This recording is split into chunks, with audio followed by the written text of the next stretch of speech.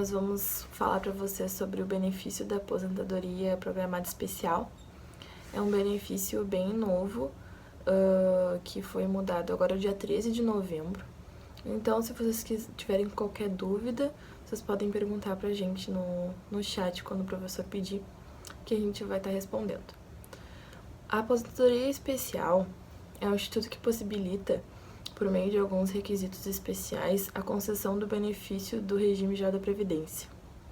Ou seja, as pessoas que são submetidas a labor em condições prejudiciais, desgastantes, insalubridade ou com agentes que podem fazer mal à saúde, eles atendem os requisitos especiais para a concessão desse benefício. O benefício ele surgiu de uma forma para amparar o trabalhador, como por exemplo um químico, né? Vamos imaginar um químico que está lá no seu trabalho, exposto a um agente químico que é muito prejudicial à saúde dele. Então essa pessoa não pode ter o mesmo tempo de contribuição, o mesmo tempo, né, nessa atividade especial, porque essa atividade especial pode acabar com a vida dele, pode prejudicar a saúde dele. Então, em função disso, como um amparo, né, o regime geral da Previdência instituiu esse benefício para ajudar esses tipos de trabalho. A emenda constitucional 103, foi mudada, né, dia 13 de novembro de 2019, no seu artigo 21, inciso 1º, mudou as regras de transição desse benefício. Ou seja, quem ia se aposentar até o dia 13 de novembro de 2019 seguia algumas regras, fora aquele tempo de carência, né, que eles esperaram para o pessoal, né, se adaptar. Mas até quem ia se aposentar o dia 13 seguia certas regras de transição. Depois do dia 13 foram as novas regras de transição, as novas regras de pontuação, de tempo de contribuição, e também eles fizeram um balanço de exposição de nocivos. Certas pessoas tinham direito e certas pessoas não.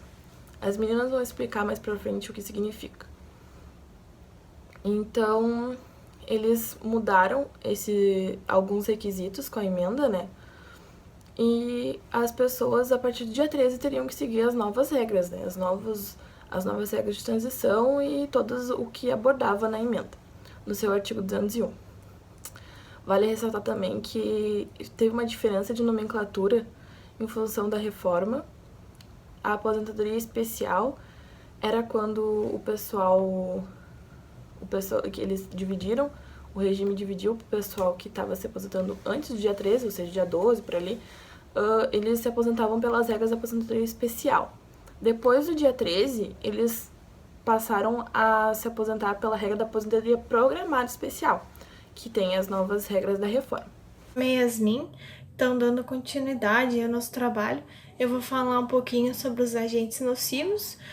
Os agentes nocivos, eles se enquadram dentro da aposentadoria especial por insalubridade, que é um benefício concedido para quem trabalhou 25, 20, 15 anos diretamente com agentes nocivos à saúde, ou seja, em condições perigosas.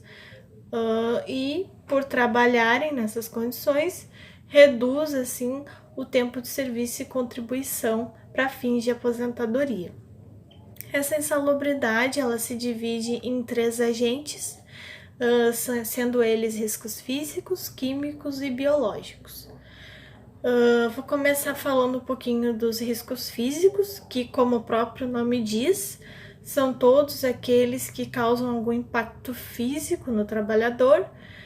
Por exemplo, ar comprimido, que é o caso dos trabalhadores de mergulho, calor e frio, exposição ao calor e ao frio excessivo, ou seja, aqueles trabalhadores que trabalham diretamente com câmaras frias, eletricidade, que é toda atividade em que o trabalhador estiver exposto à eletricidade acima de 250 volts, é considerada de risco. Na verdade, ela é uma atividade periculosa, não insalubre, mas, mesmo assim, também garante o direito à aposentadoria especial. Tem também a radiação, os trabalhadores que trabalham no manuseio de aparelhos de raio-x, e trepidação, que se encaixa aqueles trabalhadores que manuseiam máquinas e equipamentos perfurantes que geram grande trepidação e causam grandes danos no estado físico da pessoa. O próximo agente são os agentes químicos, né? Que são todos aqueles que causam algum impacto químico no trabalhador. Por exemplo, atividades profissionais em que o trabalhador manuseia arsênio, ou seja, atividades com tintas, inseticidas, conservação de madeira e alguns medicamentos. Benzeno, atividade relacionada ao campo petroquímico, e profissionais que trabalham com fabricação de cola, calçados, borrachas, soldagem, etc. Bronze, chumbos e derivados, ou seja, tintas, esmaltes, alguns vernizes, munições de armas, indústria gráfica, fabricação de esmalte, cristal, entre muitas outras. Cloro, iodo, solventes em geral, ou seja, fabricação de itens como cera, graxa, desengordurante, removedores de tinta, alguns tipos de anestésicos, borracha, resina, pintura, entre muitos outros ainda. Monóxido de carbono, que são atividades relacionadas à gasolina, indústria química, siderúrgica, fundição, controle de incêndio, entre várias outras também. Mercúrio, fabricação de tintas, soldas, aparelhos, como termômetros, lâmpadas, pilhas. Além destes itens, tem muitos outros agentes químicos que oferecem risco para a saúde. Mas aqui eu só fiz um resuminho para vocês. E por último, são os agentes biológicos, que são aqueles que se enquadram os vírus, os fungos e as bactérias, ou seja, são os trabalhadores que trabalham na linha de frente direto com vírus, fungos e bactérias. Por exemplo, criadouros e matadouros de animais, hospitais e postos de saúde, os nossos médicos aí que estão enfrentando a pandemia, né? São a nossa linha de frente. Consultórios médicos odontológicos, clínicas veterinárias, atividade de construção civil, na qual o contato seja diretamente com esgoto, por exemplo, atividade de higienização e limpeza urbana, que também a gente tem uma galera aí fazendo a higienização das ruas por causa da pandemia, né? E entre muitas outras. Essa relaçãozinha que eu passei, ela é apenas um exemplo, porque o que importa mesmo é a exposição aos vírus, aos fungos e às bactérias que prejudiquem efetivamente a saúde ou a integridade física do empregado. É importante ressaltar que os agentes biológicos, eles continuam o mesmo com a reforma. Pessoal, meu nome é Bruna e eu vou abordar um pouquinho sobre a aposentadoria programada especial. Conforme meus colegas falaram anteriormente, o benefício da aposentadoria programada especial é um amparo ao trabalhador que laborou em atividades especiais, ou seja, que laborou em condições nocivas e prejudiciais à sua saúde e à sua integridade física. Então, o benefício da aposentadoria programada especial vem como amparo a este trabalhador, reduzindo, então, o tempo de serviço e contribuição deste segurado. Antes da emenda constitucional número 103 de 2019, não era exigida uma idade mínima para que fosse concedido o benefício da aposentadoria especial para estes trabalhadores especiais. era necessário apenas que fosse comprovado um tempo mínimo de efetiva exposição aos agentes nocivos, que deveria ser de 15, 20 ou 25 anos. Então, após 13 de 11 de 2019, farão jus ao benefício da aposentadoria programada especial os filiados ao regime geral da Previdência Social que preencherem alguns requisitos. É necessário ser empregado, trabalhador avulso, contribuinte individual, cooperado ou não cooperado, e deverão ter idade mínima e tempo mínimo de exposição aos agentes nocivos. Lembrando que é necessário ter uma carência mínima de 180 contribuições. Da seguinte forma, como dispõe o artigo 19 da Emenda Constitucional número 103, no seu parágrafo 1º, incisos 1º, 2º e 3º. 55 anos de idade e 15 anos de efetiva exposição, 58 anos de idade e 20 anos de efetiva exposição, e 60 anos de idade e 25 anos de efetiva exposição. É necessário lembrar que, além de possuir esses requisitos, é necessário que o segurado comprove que realmente tem elaborado em atividades especiais, em atividades nocivas à sua saúde e à sua integridade física. A comprovação dessas atividades se dá geralmente por um documento chamado PPP, que é o Perfil Profissiográfico Previdenciário, que é um documento emitido pela empresa com base num laudo técnico das condições ambientais chamado LTCAT, que é elaborado por um médico do trabalho ou engenheiro da segurança do trabalho, onde ali vai estar disposto todo o histórico deste trabalhador com as avaliações do ambiente em que este segurado laborou, expondo ali todos os riscos, todos os agentes nocivos que estavam presentes naquele ambiente de labor do segurado. É importante também lembrar que o benefício da aposentadoria especial, ele se dá da data do desligamento do empregado deste emprego ou da data do requerimento. Então, devido a algumas mudanças que a Emenda Constitucional número 103 de 2019 trouxe para a aposentadoria especial, instituiu-se então as chamadas regras de transição, que são regras de pontuação para os segurados que estavam próximos da aposentadoria pelas regras anteriores a 13 de 11 de 2019. Colegas, eu sou a Patrícia e vou falar sobre as regras de transição e sobre a forma de cálculo da aposentadoria programada especial. Bom, inicialmente eu vou lembrar que antes da Emenda Constitucional 103, o requisito básico para os filiados ao RGPS terem direito à aposentadoria especial era ter 15, 20 ou 25 anos de contribuição em atividades com exposição aos agentes nocivos à saúde do trabalhador.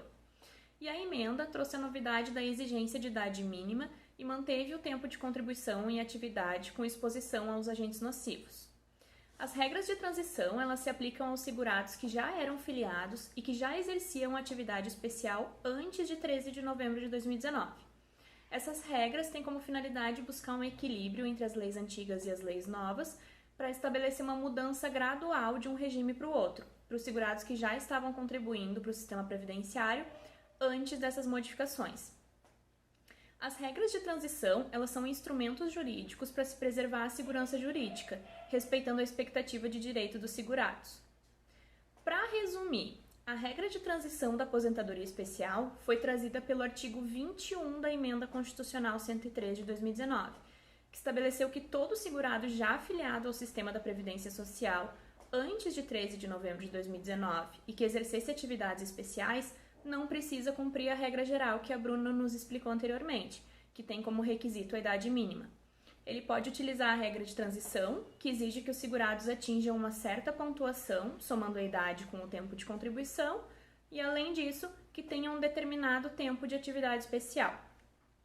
Ficaria da seguinte forma: teria que atingir 66 pontos, somando a idade com o tempo de contribuição, e ainda ter pelo menos 15 anos de efetiva exposição, isso para os trabalhadores da linha de frente da mineração subterrânea. Ou 76 pontos, somando a idade com o tempo de contribuição, e ainda ter pelo menos 20 anos de efetiva exposição. Isso para os trabalhadores de minas subterrâneas da linha de frente e para os trabalhadores expostos a amianto. ou ainda 86 pontos, somando a idade mais o tempo de contribuição, e ainda ter pelo menos 25 anos de efetiva exposição para os demais agentes nocivos. Algumas observações importantes sobre isso é que o tempo de contribuição usado para o cálculo da pontuação é de todo o período trabalhado, independente se foi de atividade especial ou não, e a pontuação é a mesma tanto para os homens quanto para as mulheres. Outra coisa é que antes da emenda havia a possibilidade de se converter o tempo de contribuição especial para tempo normal. Isso facilitava para o segurado se aposentar mais cedo, só que por tempo de contribuição. O artigo 25, parágrafo 2º da emenda 103 estabeleceu que só vai ser reconhecida a conversão do tempo especial em tempo comum para as atividades especiais exercidas até 12 de novembro de 2019. Agora, sobre o cálculo do benefício previdenciário.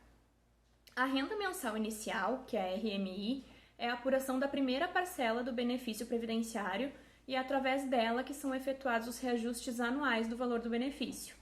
Antes da emenda, para se chegar no valor do benefício da aposentadoria especial, se usava 80% da média das maiores contribuições a partir de julho de 94 e se pagava 100% do salário de benefício.